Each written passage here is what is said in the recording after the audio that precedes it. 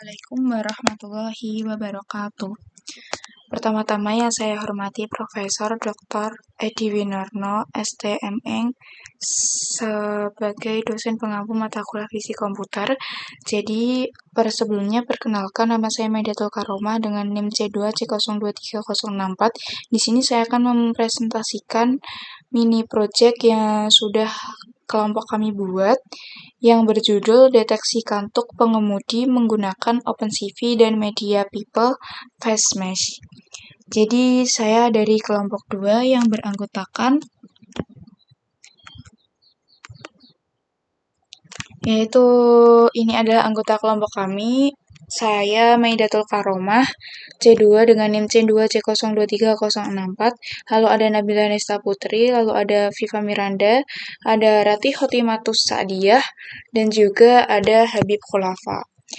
Next, kita langsung ke latar belakang. Nah, latar belakangnya sendiri itu adalah karena pada saat mengemudi, rasa kantuk saat berkendara dapat menurunkan konsentrasi dan memperlambat respon pengemudi. Nah, beberapa tanda kantuk yang dapat dilihat dari wajah adalah mata yang tertutup, terlalu lama, lalu sering berkedip, mengalami microsleep, dan juga menguap. Oleh karena itu, kami membuat sebuah sistem sederhana yang dapat mendeteksi kondisi tersebut melalui webcam. Nah, sistem ini menggunakan OpenCV untuk mengambil dan juga menampilkan video dari kamera. Kemudian, media pipe digunakan untuk mendeteksi titik-titik atau landmark pada wajah, terutama pada bagian mata dan juga mulut.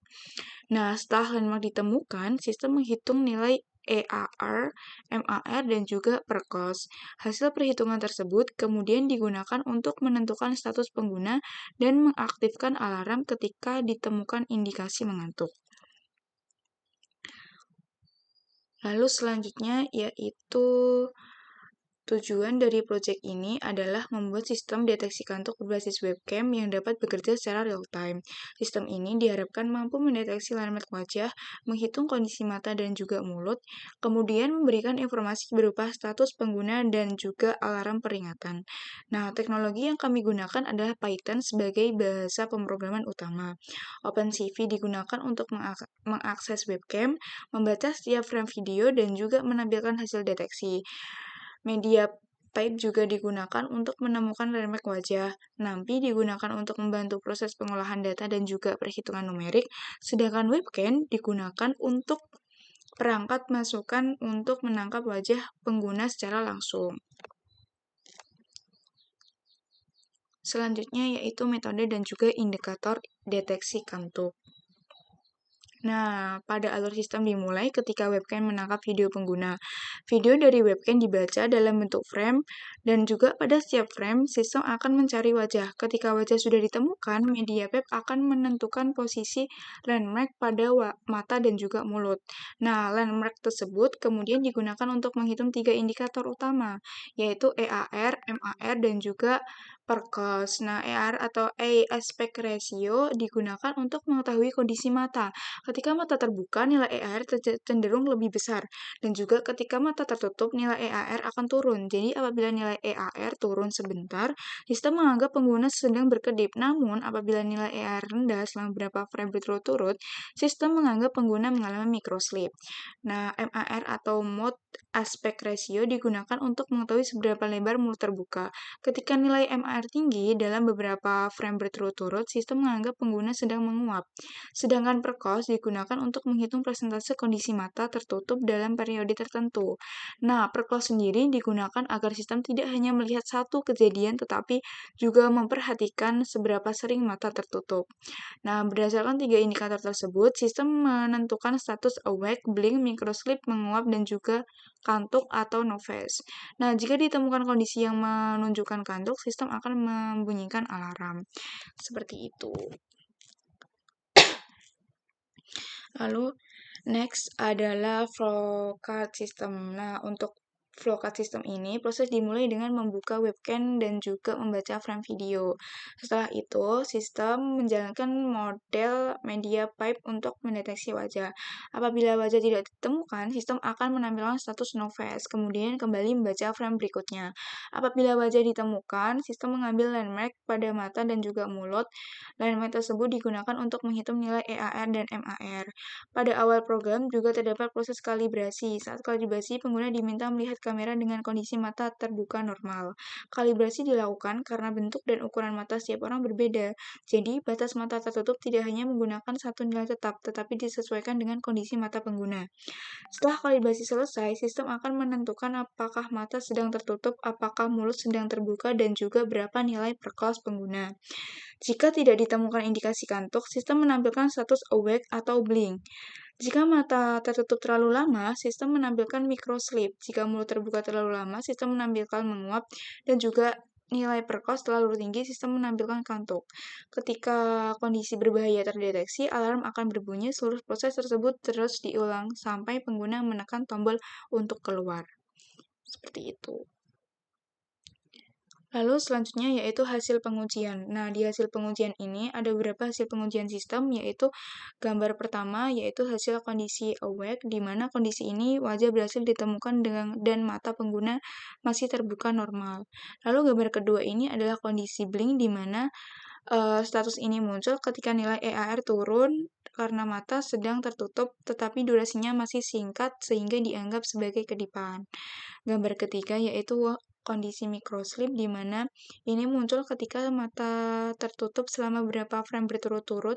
Pada kondisi ini, sistem juga mengaktifkan alarm. Selanjutnya, terdapat kondisi saat sistem mendeteksi indikasi kantuk berdasarkan nilai per kelas yang tinggi. Artinya, dalam periode pengamatan, presentasi mata tertutup pengguna sudah melewati batas yang ditentukan. Gambar terakhir adalah kondisi no face, di mana status ini muncul ketika wajah pengguna tidak berada di depan kamera atau wajah tidak berhasil terdeteksi. Nah, dari hasil pengujian ini dapat dilihat bahwa sistem mampu memberikan status yang berbeda sesuai dengan kondisi wajah pengguna. Lalu, slide terakhir yaitu kesimpulan. Nah, di kesimpulan ini, project telah berhasil kami buat. Dapat disimpulkan bahwa sistem deteksi kantuk dapat dijalankan secara real-time melalui webcam. Sistem mampu mendeteksi landmark, wajah, serta menghitung nilai EAR, MAR, dan juga per class. Sistem juga dapat menampilkan beberapa status, yaitu awake, blink, microsleep, menguap, kantuk, dan juga no face. Selain menampilkan status, sistem dapat membunyikan alarm ketika mendeteksi kondisi yang mengarah pada kantuk. Namun, sistem ini masih memiliki keterbatasan. Hasil deteksi dapat dipengaruhi oleh pencahayaan, posisi wajah, jarak pengguna dari kamera, dan juga kualitas webcam. Jadi, proyek ini masih dapat dikembangkan lagi, misalnya dengan menambahkan penyimpanan riwayat deteksi, meningkatkan stabilitas sistem, atau menghubungkannya dengan perangkat lain. Selanjutnya, saya akan share screen. Lalu selanjutnya, saya akan memperlihatkan struktur coding dan juga cara kerja program secara langsung. Nah, selanjutnya di sini adalah kode program yang sudah kami buat. Nah, bisa dilihat di sini, ini adalah struktur program kami. Pada bagian kiri terdapat beberapa file utama, yaitu ada config.py, ada erpy, ada detektor.py, terus ada utils.py, lalu ada main.py, yang dimana terdapat install bat untuk menginstal library yang dibutuhkan dan run bat untuk menjalankan program. Nah, kami misalkan setiap fungsi ke file yang berbeda supaya coding tidak menumpuk di satu file dan juga lebih mudah diperbaiki. Selanjutnya, saya akan menjelaskan tentang halaman config.py yang dimana berisi peraturan atau konfigurasi sistem. Nah, pada bagian ini terdapat pengaturan indeks kamera, ukuran frame, tingkat kepercayaan deteksi wajah, batas EAR, batas MAT, jumlah frame per loss, dan juga pengaturan alarm. Lalu selanjutnya ada halaman ERPY. Ini berfungsi untuk menghitung EAR berdasarkan 6 landmark mata dan juga berfungsi sebagai untuk menghitung MAR berdasarkan landmark mulut. Nah, di sini berisi daftar indeks landmark mata dan juga mulut yang digunakan oleh media pipe. Lalu di sini ada detektor PY. Nah, file detektor ini bertugas untuk menjalankan proses deteksi wajah menggunakan media pipe. Nah, pada bagian ini, jika wajah tidak ditemukan, program mengembalikan nilai font sama dengan false. Nah, hasil proses berupa informasi apakah wajah ditemukan, nilai EAR, nilai MAR, dan juga kumpulan landmark wajah. Lalu yang terakhir yaitu halaman main PY. Nah, di halaman ini, proses dimulai dengan membuat objek detektor, kemudian membuka webcam menggunakan OpenCV. Nah, jika wajah ditemukan tetapi proses kalibrasi belum selesai, sistem akan mengambil sampel EAR dan juga menampilkan presentasi kalibrasi. Nah, setelah selesai, program bandingkan nilai EAR dan juga threshold hasil kalibrasi. Setelah itu, program menentukan status menunggu beberapa kondisi. Mungkin itu yang bisa saya sampaikan. Apabila ada kekurangan dalam saya menyampaikan, mohon maaf. Terima kasih. Wassalamualaikum warahmatullahi wabarakatuh.